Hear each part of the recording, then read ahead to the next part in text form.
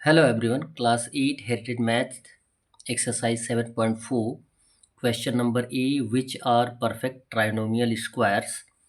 Write yes or no. जो perfect trinomial square होंगे उनके लिए यस लिख दिया जाएगा और जो परफेक्ट ट्राइनोमियल स्क्वायर्स नहीं होंगे उसके लिए नो लिख दिया जाएगा। क्लियर है? इसके लिए आपको आइडेंटिटी को जानना आवश्यक है, जिसमें A plus B whole square equal हो जाता है A square plus 2ab plus B square. It means mid term जो आता है वो 2 और ए और बी का क्या होता है, कॉम्बिनेशन होता है। ए माइनस बी होल स्क्वायर में भी मिड टर्म जो होता है ए और 2 और ए और बी का प्रोडक्ट होता है। इस बात को क्लियर कर लीजिए तो आप इसको सॉल्व कर लेंगे। क्वेश्चन नंबर 1 दिया गया है 4x² plus 4x+1। It means mid term हमारे पास क्या है, 4x है। तो हमें 4x को लाना है कि मिड टर्म हमारा सही है या गलत है। तो इसके लिए फर्स्ट और लास्ट टर्म को देखेंगे। 4x² दिया गया है, इसका स्क्वायर रूट फाइंड आउट करेंगे तो 4 का हो जाएगा 2 और x² का होगा x, यानी 2x का होल स्क्वायर आ गया। मिड टर्म को सेम रहने देंगे, प्लस 1 का होल स्क्वायर हम लिख सकते हैं।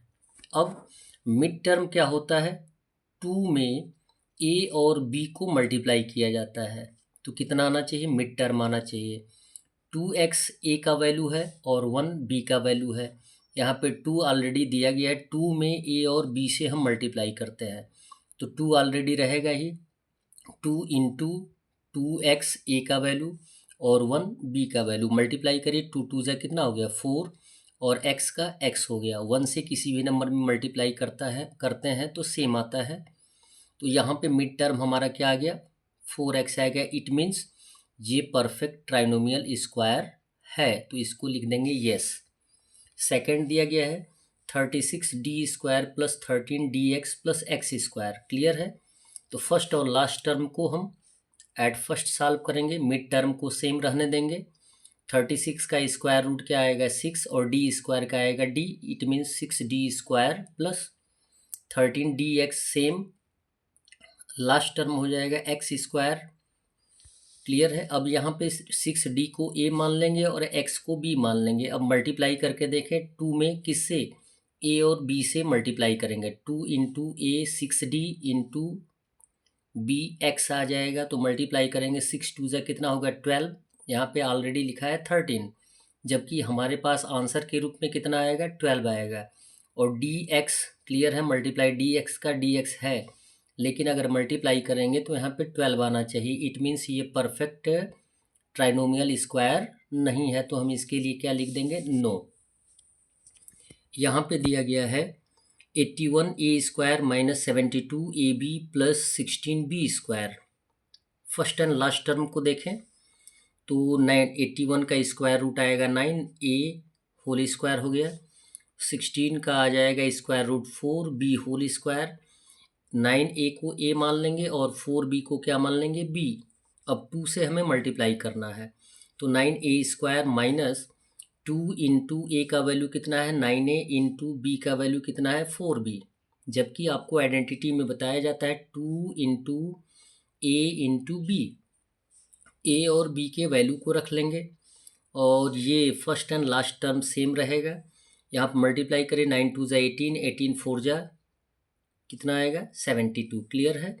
इट मीन्स ये मिड टर्म भी आपका क्लियर है, सही है, इसलिए ये क्या कहलाएगा, परफेक्ट ट्राइनोमियल स्क्वायर कहलाएगा। इसको लिख देंगे यस। क्वेश्चन नंबर 4 दिया गया है c² plus 18x plus x²। First and last term को काउंट करें, c² में c होल स्क्वायर प्लस और last term x²। It means x² x whole square आएगा। अब मिड टर्म को 2ab के रूप में कन्वर्ट करें, यानी 2 से a में मल्टीप्लाई करें तो 2 इंटू सी और b में मल्टीप्लाई इंटू x मल्टीप्लाई करेंगे तो 2cx आएगा। क्लियर है? 2cx आएगा। इट मीन्स यहाँ पे क्या दिया गया, मिड टर्म 18x दिया गया और हमारे पास मल्टीप्लाई करने के बाद कितना आ रहा है 2cx आ रहा है। इट मीन्स ये क्या है, परफेक्ट ट्राइनोमियल स्क्वायर नहीं है, तो इसके लिए हम लिख देंगे नो। क्वेश्चन नंबर 5 दिया गया A square plus 10a plus 16, A square means A का whole square plus mid term को सेम रहने दें, लास्ट टर्म 16 जो है इसका स्क्वायर रूट फाइंड आउट करेंगे तो 4 का होल स्क्वायर हो जाएगा, यानी 4 4 जा 16। अब ए को ए मान लेंगे और 4 को बी मान लेंगे, मिड टर्म को 2 इंटू ए बी हो जाएगा, तो 2 इंटू ए का वैल्यू ए, बी का वैल्यू 4, 2 4 जा कितना आएगा 8, ए आ जाएगा, जबकि मिड टर्म में क्या दिया गया है 10a दिया गया है। इट मीन्स ये भी परफेक्ट ट्राइनोमियल स्क्वायर नहीं है, तो इसके लिए हम क्या लिख देंगे नो। That's all. वीडियो को लाइक करें और चैनल को सब्सक्राइब करें। धन्यवाद।